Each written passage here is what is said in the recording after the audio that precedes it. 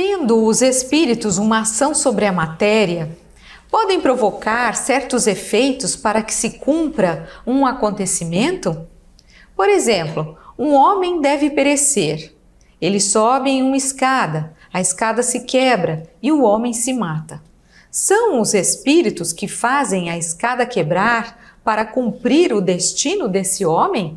Nos programas anteriores, falando do pressentimento, nós vimos que os espíritos, eles atuam materialmente.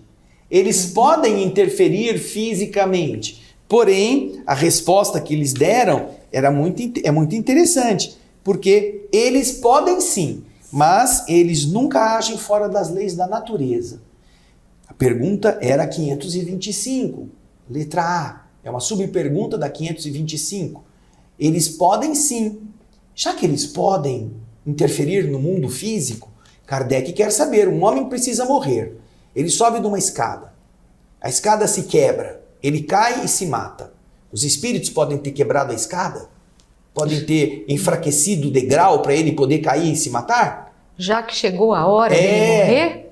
Então os espíritos atuam para que aquilo que vai acontecer aconteça dessa maneira, intervindo na natureza física das coisas? É a pergunta que Kardec está pondo os espíritos na parede. Vamos ver o que eles respondem? É bem verdade que os espíritos têm uma ação sobre a matéria, mas para o cumprimento das leis da natureza e não para as derrogar, fazendo surgir no momento oportuno um acontecimento inesperado e ao contrário a essas leis. No exemplo que você cita, a escada se rompe porque ela estava carcomida ou não bastante forte para suportar o peso do homem. Bom, pode deixar aí na tela. Os espíritos, eles confirmam, eles têm uma ação sobre a matéria. Mas eles têm esta ação para cumprirem as leis da natureza, não para modificar as leis para fazer com que as coisas aconteçam. Então, neste exemplo, que o homem subiu na escada, a escada quebrou, ela quebrou não porque os espíritos foram lá e quebraram a escada, mas porque essa escada estava já carcomida, já estava meio podre, ou não estava bastante forte para suportar o peso daquele homem.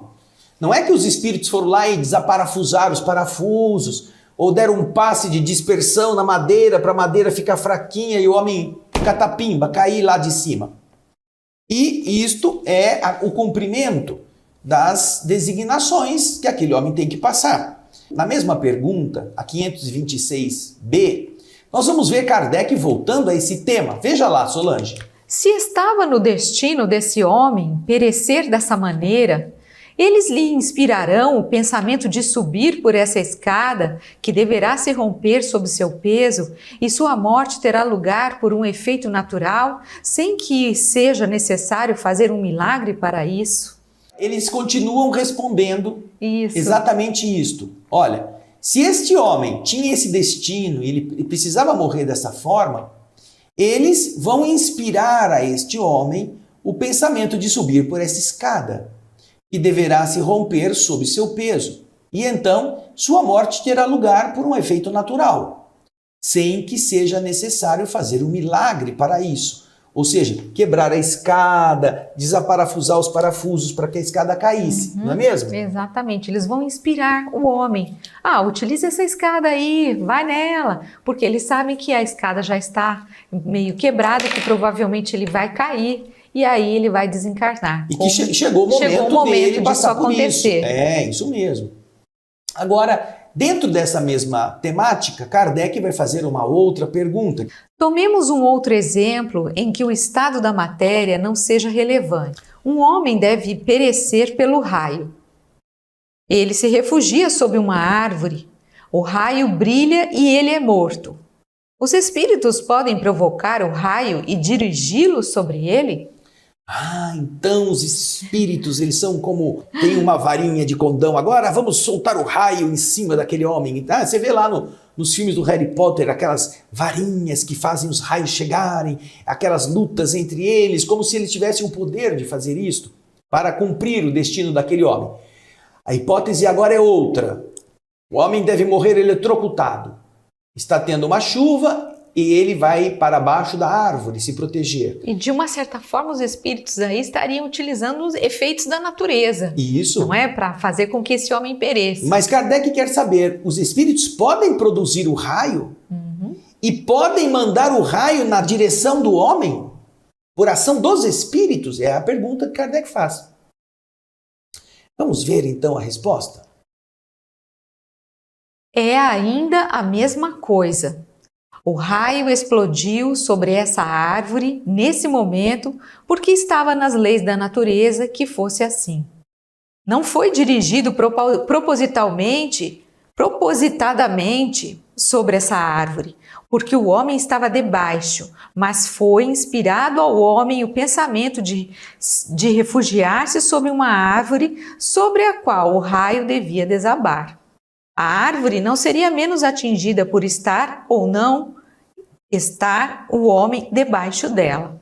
Vejam só, todos os que estudam a física dos raios, da eletricidade, sabem que em campo aberto, a energia elétrica que se polariza entre a superfície da Terra e a atmosfera, essas cargas elétricas vão ficando polarizadas. E então, um serve de escoadouro para o outro. E esse escoadouro costuma sempre encontrar, para descarregar-se, os caminhos mais curtos, mais breves. Então, aqueles pontos mais altos são os que atrairão, em primeiro lugar, a descarga elétrica. Por esse motivo, o homem aprendeu a construir para-raios no alto de torres. Porque as torres, sendo mais altas, são o caminho mais curto entre a diferença de polaridade entre o positivo e o negativo, para que o raio possa equalizar essas cargas elétricas. Naturalmente que em um campo aberto não há uma construção, não há uma torre, então surgem as árvores como o ponto mais alto. Se não houvesse árvores e o homem estivesse lá com guarda-chuva, seria o guarda-chuva o ponto mais alto que iria atrair o raio. Então, naturalmente, isso é uma lei da natureza, uma lei física.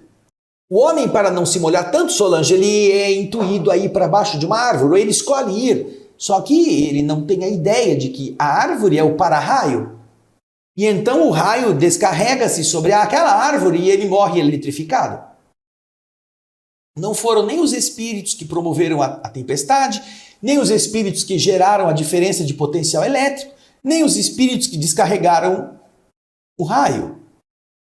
O homem está lá porque ele quis se proteger. O que os espíritos podem ter feito é intuir o homem para que ele vá para baixo da árvore. Vai, fica aí quietinho, protegido.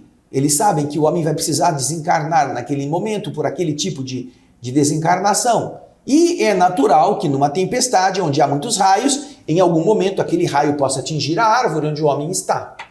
É isso, né? Cumprirá aquilo que ele precisa cumprir para passar por essa experiência. Portanto, os espíritos não fabricam um raio, não têm varinha de condão, não têm palavra mágica, não fazem essas tempestades para atingir aqueles que estão vivendo ali. Eles fazem aquilo que é necessário fazer para o cumprimento das leis da natureza ser respeitado. E se um homem vai morrer dessa forma, não precisam fabricar o raio. Basta que intuam o homem para que ele se abrigue, onde geralmente o raio pode cair. Se inscreva no canal, ative o sininho e acompanhe as novidades do Espiritismo no Brasil e no mundo.